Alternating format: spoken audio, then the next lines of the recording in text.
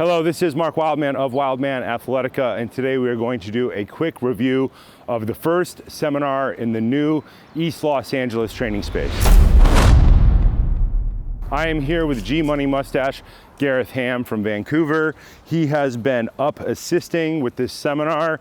Are you now at day 7 or 8? Day 7 or 8? Yeah, this is day 8. We both landed 8 days ago. You were coming from Ohio, I was coming from Vancouver, and we've been grinding away, getting this warehouse prepared for the event, and then preparing the actual event course itself for all these awesome people who showed up.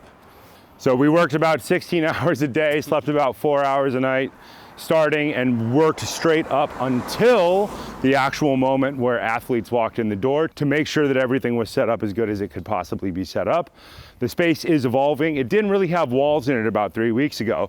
So I think we did a pretty okay job on getting everything to a point where it was a good experience for everybody.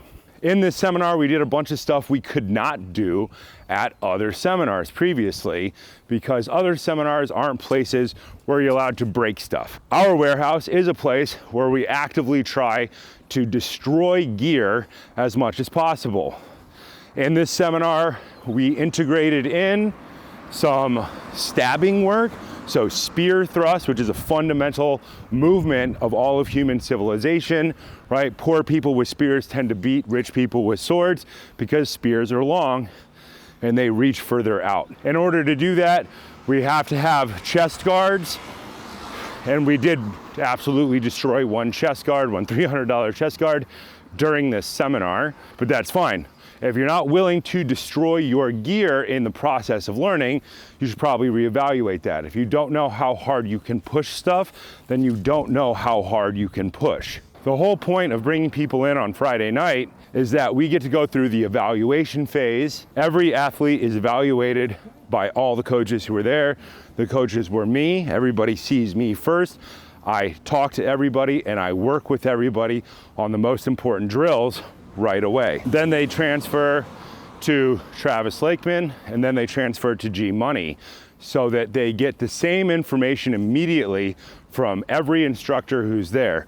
As there are more instructors, people will process through the basics more times. Then we break off into group drills. Everybody works with everybody, and this is by design. Everybody in this situation is white belt, and white belts tend to move fairly crazily. Spaz out. So everybody gets to see what an actual untrained person looks like when they move. Martial artists are very refined in their movement, but as anybody who's ever done martial arts know, the most dangerous guy to spar with is the white belt, so everybody works with all the white belts immediately because then their base level of training is on what chaotic, untrained people look like. Very important. We worked on attack defend drills Friday night, cool down, walking drills, cool down, and then hitting things as hard as possible, and then cool down. The structure of our cool downs, especially on the first day, is really to allow people to decompress after being introduced to the staffs, but also we do take into account that a lot of people traveled really far to get here, and one of the main applications of the Pro-Rite, especially for us as we travel the world teaching these things, is to allow people to decompress and actually solve the issues that do come from long distance travel, sitting for long periods of time. This is known, proven stuff, and we just want to set everybody up for the next day's success. The goal is to make sure that everybody can continue to learn for the whole time. Recovery is key to that. On Saturday, we worked on spear thrusts in the morning before lunch, after, of course, our basic attack defend drills. Then we moved into barrier stuff after lunch, disrupting footwork by putting things in the way. Once again, this is not something that's normally taught in a normal martial arts gym. Especially not on the official day one. Yeah. Interrupting footwork changes the way that people enter and exit situations by changing the high hand and lead legs as you enter barriers. It can change a bunch of stuff.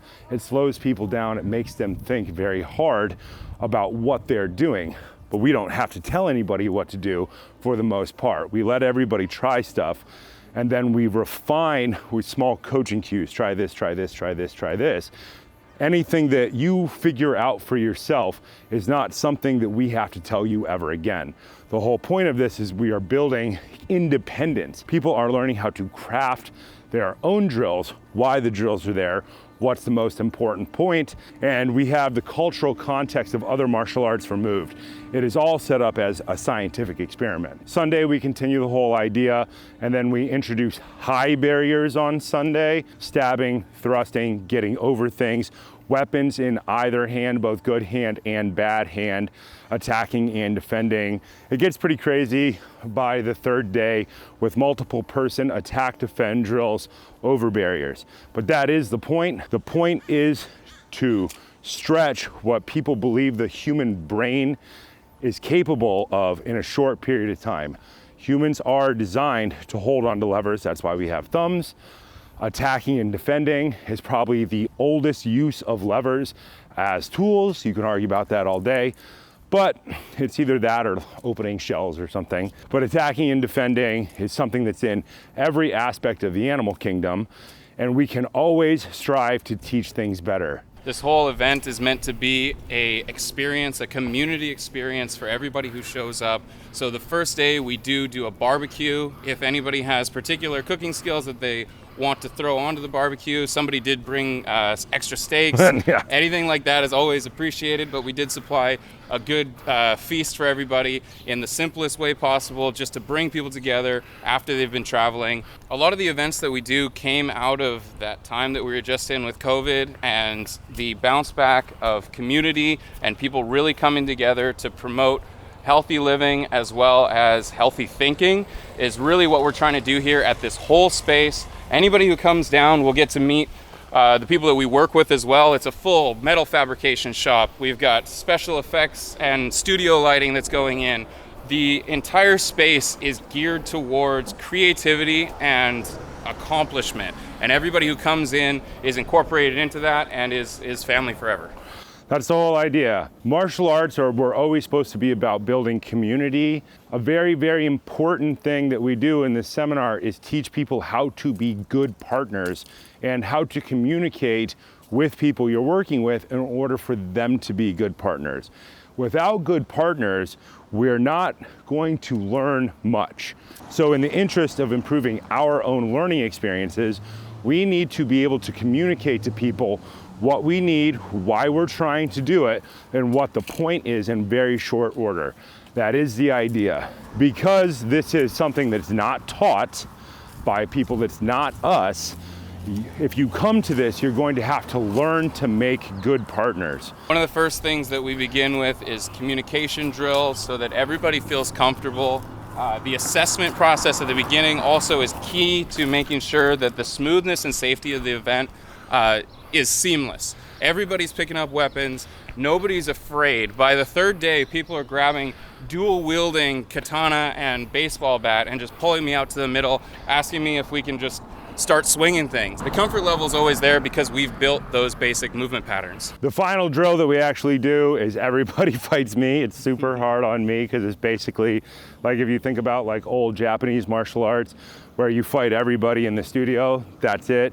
So at the end, we like everybody to see how much they have changed from day one by engaging in unchoreographed, not super violent, but slow combat. Think of it more like a capoeira hada. Hada, am I using the right word? Hada. Where you're driving and you're learning to work together towards learning to move better. That's always the idea. Get better at doing the most important things that humans do, and then be able to communicate that information to all the people around you.